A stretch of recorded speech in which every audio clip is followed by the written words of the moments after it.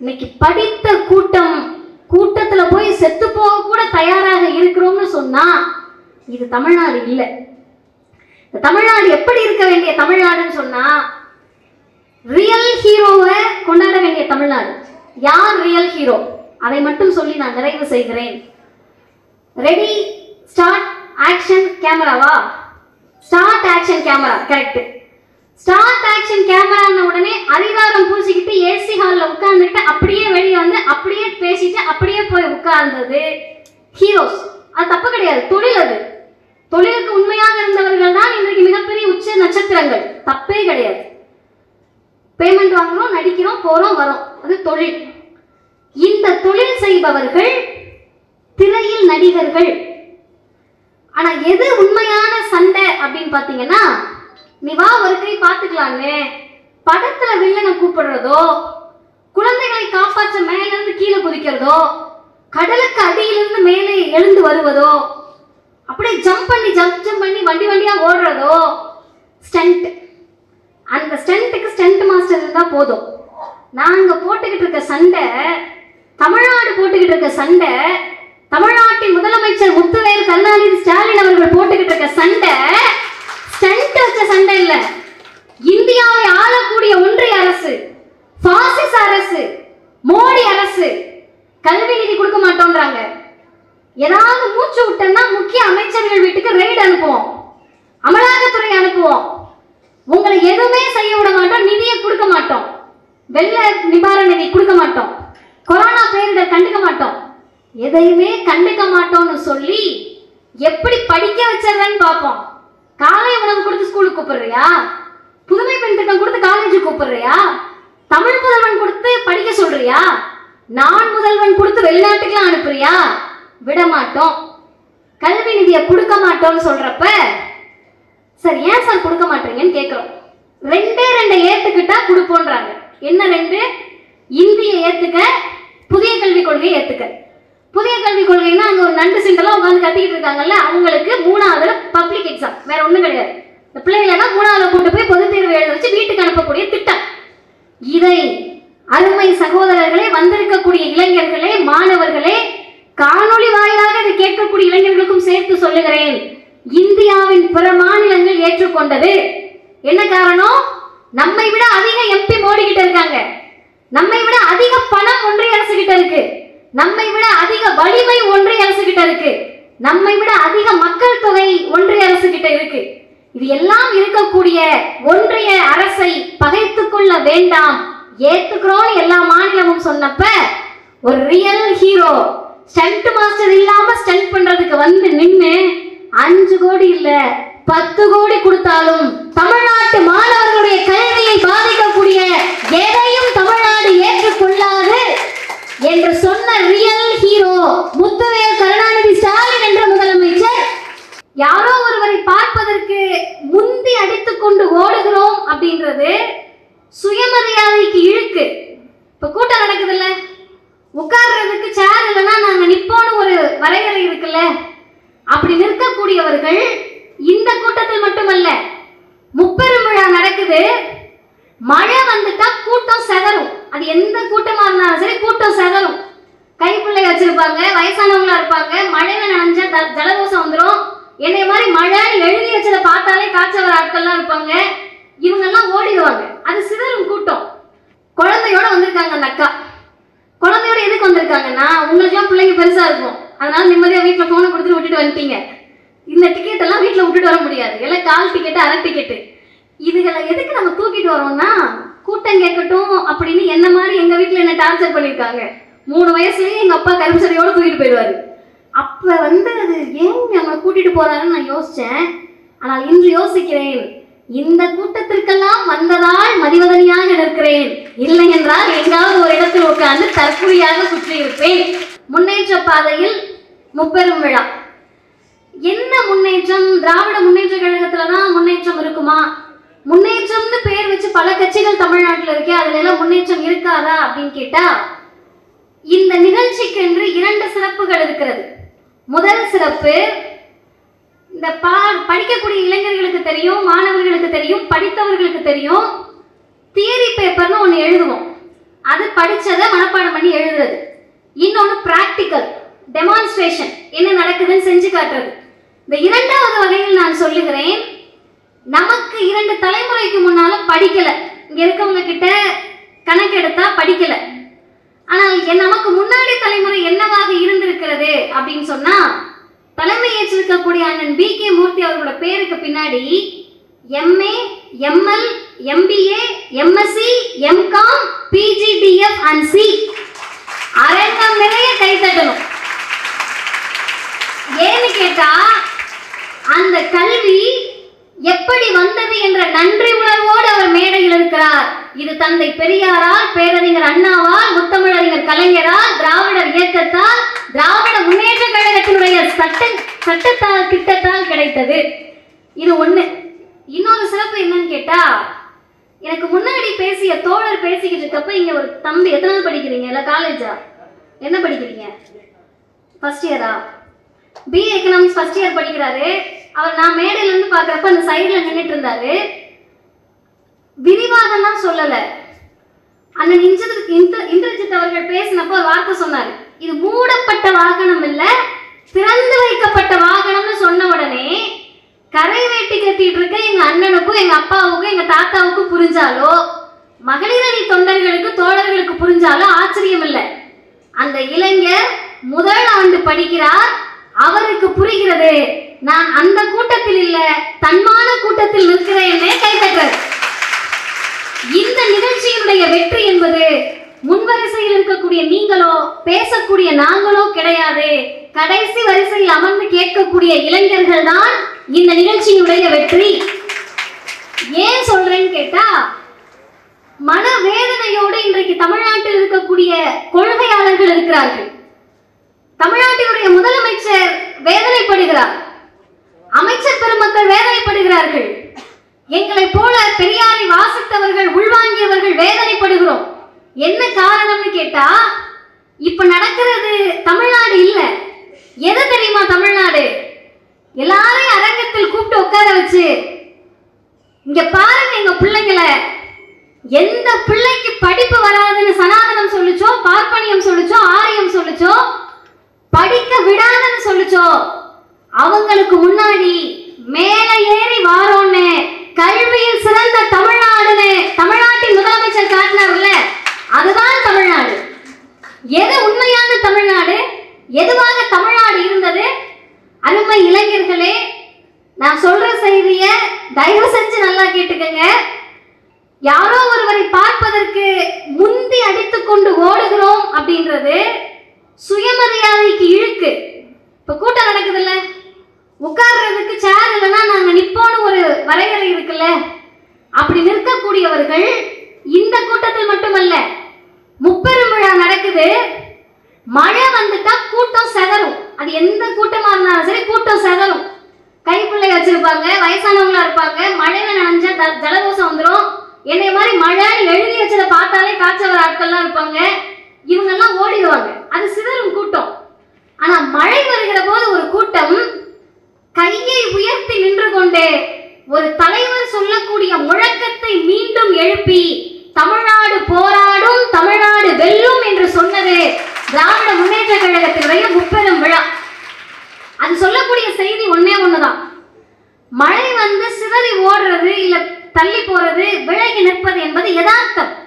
இந்த யதார்த்தத்தை மீறி மழை வருகிறதா, புயல் வருதா, கொரோனா வருதா, இதெல்லாம் இயற்கை பேரிடர், நேச்சுரல் டிசாஸ்டர்.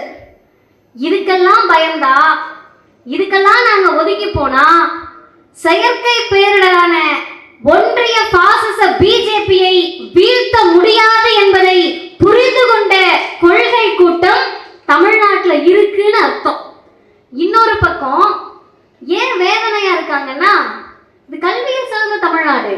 நம்ம தானே சொல்றோம் நாங்கெல்லாம் படிச்சிருக்கோம், இங்க பாரு இத்தனை பேர் இவ்வளவு டிகிரி முடிச்சிருக்கோன்னு. அப்புறம் ஏங்க வேதனைப்படுறீங்கன்னா, அருமை இளைஞர்களே, பெரியாரை சந்திக்க ஒரு கூட்டம் போகும். ஐயா வர்றதுக்கு, ஐயா பேசுறதுக்கு எவ்வளவு நேரம் ஆனாலும் உட்காந்து கேட்பாங்க. ஒருத்தருமே இல்லைனாலும் பெரியார் பேசுவாரு. இப்ப நான் பேசிக்கிட்டு இருக்கப்ப நீங்க எல்லாம் கை தட்டலனாலே எனக்கு முன்னாடி பேசினவங்க சொன்னாங்க கைத்தட்டுங்கன்னாங்க. பேச்சாளர்களுக்கு கைத்தட்டலை போதையாக்கியிருக்கோம். கைத்தட்ட பேசிக்கிட்டே இருப்பாங்க. அது இல்லை. பெரியார் கைத்தட்டல் தேவையில்லை. மக்கள் வந்து கூட கூட வேண்டாம், குறிச்ச நேரத்துக்கு பேச ஆரம்பிச்சிருவாரு. யாருக்கு பேசுறாருன்னு பார்த்தா பெரியார் சொல்லுவார், மைக் செட்டுக்காரு உட்காந்துருப்பார். இப்போ நீங்கள் யாருமே இல்லை, மைக் செட்டுக்காருக்கு மைக் எடுத்துட்டு போகணும். அவர் பெரியார் பேச்சு கேட்கலாம் உட்காரல, மைக் செட்டை எடுத்துட்டு போகணும். இவர் எப்போ பேசுவார், எப்போ கழட்டிட்டு போகலான்னு உட்காந்துருப்பார். இந்த தலைவர் சொல்லுவார், மைக் செட்டு கட்டியிருக்கீங்க, எப்படியும் கொஞ்சம் பேருக்கு கேட்கும்ல, நான் பேசுறேன், கேட்குறவங்களுக்கு கேட்கட்டும், திருந்துறவங்க திருந்தட்டும்னு தொண்டை தண்ணி வத்துகிறவரை பேசியவர் தந்தை பெரியார். பெரியார் சொல்லுகிறார், என்னுடைய கையில் இருக்கக்கூடிய விரல்கள் மடங்குகிறவரை எழுதுவேன், என் கால் இருக்கிறவரை பயணிப்பேன், தொண்டையில் கடைசி சொட்டு ஈரம் இருக்கின்றவரை பேசுவேன். எதுக்குங்க பேசுறீங்க? பேசி என்ன பண்ண போறீங்க? இந்த தமிழ் சமூகத்தில் இருக்கக்கூடிய மக்களை மானமும் அறிவும் உள்ள மனிதர்களாக மாற்றுவேன். அப்படியே வந்தீங்கன்னா பேரறிஞர் பெருந்தகை அண்ணா அவர்கள் தந்தை கிட்ட இருந்து போய் கட்சி ஆரம்பிச்சு, அப்பாடா தந்தையும் மகனும் சண்டை, பெரியாருக்கும் அண்ணாவுக்கும் சண்டை, நம்ம சந்தோஷமா இருக்கலாம்னு ஒரு கூட்டம் குதூகலித்த போது, மகிழ்ச்சி கடலில் இருந்த போது மொத்தமா போட்டு அண்ணா உடைச்சாரு. தேர்தலில் வெற்றி பெறுகிறார்கள். 1967 திராவிட முன்னேற்ற கழகம் மிகப்பெரிய வெற்றியை சந்திக்கிறது. நம்ம கிட்ட வருவாருன்னு ராஜகோபாலாச்சாரியார் ஆசையா உட்கார்ந்து இருந்தப்ப அவருக்கு பாய் காட்டிட்டு அண்ணா சென்ற இடம் திருச்சி பெரியார் மாளிகை, சந்தித்த தலைவர் பகுத்தறிவு பகலவன் ஐயா பெரியாரை. அண்ணா சொன்னார், இந்த அமைச்சரவை எங்கள் ஐயா பெரியாருக்கு காணிக்கை. என்ன தெரியுமா அர்த்தம்? பெரியாரை போய் பார்க்கிறப்ப இளைஞர்கள் தெரிஞ்சுக்கங்க, உங்ககிட்ட வந்து ஃபேஸ்புக்லையும் வாட்ஸ்அப்லையும் அண்ணாவுக்கு பெரியாருக்கு சண்டை நடந்தது தெரியுமான்னு கேட்பாங்க. இப்போ நீங்க சொல்லணும், படத்துக்கு டிக்கெட் வாங்கிட்டு போனேன்னா ஃபர்ஸ்ட் சீனை மட்டும் பார்த்துட்டு வராத, கிளைமேக்ஸை பார்த்துட்டு வா. ஃபர்ஸ்ட் சீன் நீ சொல்றது, கிளைமேக்ஸை நாங்க சொல்றோம். பெரியாரை பார்க்கறதுக்கு போறப்ப ஒண்ணு வேணாங்க, இப்போ எனக்கும் நிகழ்ச்சி ஏற்பாட்டாளருக்கும் ஏதோ ஒரு மனஸ்தாபம், அக்கா பிரியாவுக்கும் எனக்கு ஒரு சண்டைன்னு வச்சுப்போம். திரும்ப அவங்கள பார்க்குறப்ப என்ன பேசுறது எனக்கு ஒரு தயக்கம் இருக்கும். ஐயோ இந்த பிள்ளைங்க சண்டைன்னு அவங்களுக்கு ஒரு தயக்கம் இருக்கும். தந்தைக்கும் மகனுக்கும் 18 வருட இடைவெளி, பார்க்குறப்ப ரெண்டு பேர்த்துக்கும் ஒரு நெருடல் இருக்கும்ல. சின்ன நெருடல் கூட இல்லை. எங்கள் கழக தலைவர் ஆசிரியர் நேர்ல இருந்து பார்த்தவர் சொல்லுவாரு, பெரியார் குழந்தை மாதிரி ஆயிட்டாராங்கா. வராரு குழந்தை மாதிரி, என்ன பண்றதுன்னு தெரியாம நடக்கிறாரு. அண்ணா வந்தவுடன் அவர் கையை பிடித்துக் கொள்ளுகிறார். ஐயா அண்ணாவின் கையை பிடித்த அந்த நொடி தமிழர்களின் வாழ்வியலில் அரசியலில் இனிமேல் இது திராவிட மாடல் ஆட்சியை தமிழ்நாடு கொடுக்கும் என்பதற்கான சாட்சியாக மாறி நின்றது. அண்ணா கையை பிடிச்ச உடனே ஐயாவுக்கும் அதுவரை நடந்த எல்லாம் மறந்தது, அண்ணாவுக்கும் மறந்தது. இது மறந்ததுனால என்ன ஆச்சுன்னு கேட்டீங்கன்னா, இப்ப ஏதாவது சண்டை வரும், உங்களெல்லாம் படிக்கவே விடாம பண்ணிடலான்னு பார்த்தோம், இங்கிலீஷ்லாம் படிக்கவே விடாம பண்ணிடலான்னு பார்த்தோம். பழம் போய் இப்படி வந்து உட்காந்துக்கிட்டு இருமொழி கொள்கை தான் இனிமேல் தமிழ்நாட்டை ஆளும்னு சட்டம் போடுவதற்கு அண்ணா வந்தாரே என்ற புகைச்சலில் இருந்தார். இப்ப சொல்றதுதான் மெயின் விஷயம். பெரியார், அண்ணா, கலைஞர், கலைஞர் செய்ததை நான் பட்டியலிட்டுட்டே போனா நேரம் போயிடும். ஒண்ணு மட்டும் சொல்றேன், தன்னை மகளிர் உட்கார்ந்து இருக்கீங்க. தமிழ்நாட்டில் சென்னை கிழக்கு மாவட்டத்தில் நான் எல்லா மாவட்டத்துக்கு கூட்டத்துக்கு போறோம். இங்க வந்துட்டு போனா என்ன மகிழ்ச்சி இருக்கும்னு கேட்டீங்கன்னா, ஆண் தோழர்களும் கோச்சுக்க கூடாது, இங்க இருக்கக்கூடிய சகோதரிகளை அமைச்சர் எப்படி பக்குவப்படுத்தி நிகழ்ச்சிக்கு கூட்டிட்டு வருவாருன்னு கேட்டா, நாங்கள் பேசக்கூடிய செய்தியை முடிப்பதற்கு முன்னால் அந்த அரசியல் புரிந்து உங்ககிட்ட இருந்து ரெஸ்பான்ஸ் வரும். முடிச்ச பிறகு ஒரு செய்தியை புரிஞ்சுக்கிறது எளிமை. நம்ம ஆரம்பிச்சு அதை முடிக்கிறதுக்குள்ள என்ன பேச வரோன்ற அரசியல் தெரிந்த மகளிர் கோட்டையாக இந்த இடம் எப்போதும் இருக்கும். அதுல எங்களை மாதிரி இருக்க கருப்பு சட்டக்காரங்களுக்கு என்ன மகிழ்ச்சின்னு கேட்டா, இந்த அக்காங்களை நான் வேற வேற திடலுக்கு நிகழ்ச்சிக்கு வருவீங்க, எக்மோருக்கு நிகழ்ச்சிக்கு வருவீங்க, என்னை பார்த்த உடனே ஏதோ அவங்க பிள்ளையவே பார்த்த மாதிரி ஒரு மகிழ்ச்சி அடைவீங்கல்ல. இது உங்க குணம் இல்லை, தமிழ்நாட்டில் இருக்கக்கூடிய திராவிட மரபணுவுக்கான குணம் இது. அண்ணன் மூர்த்தி அவர்களுக்கு எனக்கு எவ்வளவு வயசு வித்தியாசம் இருக்கும். அவர் படிச்ச டிகிரியை பார்த்து அவர் மக வயசு இருக்க மாதிரி அவருக்கு எனக்கு சந்தோஷமா இருக்கு. இது ஏன்னு கேட்டா, இந்த மரபணு படி படி படி எப்படாவது படிச்சிடான்னு சொன்ன மரபணு அதற்கு முழு விதையை விதைத்து அதை செடியாக மரமாக மாற்ற வேண்டும் என்று சிந்தித்த பெரியாரின் பெருங்கனைவை இந்த மண்ணில் சாத்தியப்படுத்திய முதலமைச்சர் முத்தமிழறிஞர் டாக்டர் கலைஞர் அவர்கள். கலைஞர் மறைந்த போது ஆரியர்களுக்கு கொண்டாட்டம். அப்பாடா முடிஞ்சிருச்சு.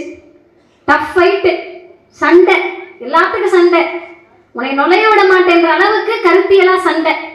போன பிறகு மகிழ்ச்சி அப்படின்னு இருந்தவங்களுக்கு ஒரே வாரத்துல கலைஞரே தேவல, இந்த மனுஷங்கிட்ட ஆரியர்கள் ஒண்ணுமே பண்ண முடியலன்னு சொல்லக்கூடிய அளவிற்கு முத்துவேல் கருணாநிதி ஸ்டாலின் என்ற முதலமைச்சர் தமிழ்நாட்டை ஆண்டு கொண்டிருக்கிறார். நேரடியாக செய்தியை சொல்லி நான் முடிக்கிறேன். ஏன் திமுக மேல இவ்வளவு வெறுப்பு? வெறுப்பு இல்ல, வன்மம். இது இன்னைக்கு வந்த வன்மம் இல்ல. இது என்ன இந்த 75 ஆண்டு கால வன்மமா? திமுக ஆரம்பிக்கப்பட்ட பிறகு வந்த வன்மமா? இது நம்ம பாட்டன் தாத்தன் காலத்துல இருந்து வந்த வன்மம். எப்படி இருந்தோம் பெண்கள்? அக்காமார்கள்லாம் இன்னைக்கு வந்திருக்கீங்க. நான் போற கூட்டத்துல எல்லாம் சொல்லுவேன், குழந்தையோட வந்திருக்காங்க அந்த அக்கா. குழந்தையோட எதுக்கு வந்திருக்காங்கன்னா, உங்களுக்குலாம் பிள்ளைங்க பெருசா இருக்கும், அதனால நிம்மதியா வீட்டுல போனை கொடுத்துட்டு விட்டுட்டு வந்துட்டீங்க. இந்த டிக்கெட் எல்லாம் வீட்டுல விட்டுட்டு வர முடியாது, எல்லாம் கால் டிக்கெட்டு அரை டிக்கெட்டு. இதுகளை எதுக்கு நம்ம தூக்கிட்டு வரோம்னா, கூட்டம் கேட்கட்டும் அப்படின்னு என்ன மாதிரி எங்க வீட்டுல என்ன டார்ச்சர் பண்ணிருக்காங்க. 3 வயசுலயே எங்க அப்பா கரும்புச்சதையோட தூக்கிட்டு போயிடுவாரு. அப்ப அது ஏன் நம்மளை கூட்டிட்டு போறாருன்னு நான் யோசிச்சேன். ஆனால் இன்று யோசிக்கிறேன், இந்த கூட்டத்திற்கெல்லாம் வந்ததால் மதிவதனியாக நிற்கிறேன், இல்லை என்றால் எங்காவது ஒரு இடத்தில் உட்கார்ந்து தற்கொலையாக சுற்றி இருப்பேன். அப்ப தூக்கிட்டு வரப்ப வீட்டுல ஐயா மாதிரி பார்க்க மாட்டாங்க. வீட்டு ஐயாவுக்கு பார்க்க முடியாது. பிள்ளைகளை பார்த்தாலே இவருக்கு எதுக்கு கைய கைய கையன்னு கத்துது, அவர் பிள்ளைனே ஒரு நிமிஷம் மறந்துடும், எதுக்கு கத்துதுன்ற மாதிரியே பார்ப்பாங்க. இப்ப இந்த தூக்கிட்டு வர தாய்மார்கள் இருக்கீங்கல்ல, அவர்களை விட உங்களுக்கு தான் பிள்ளையோட படிப்பை பத்தி புரியும்.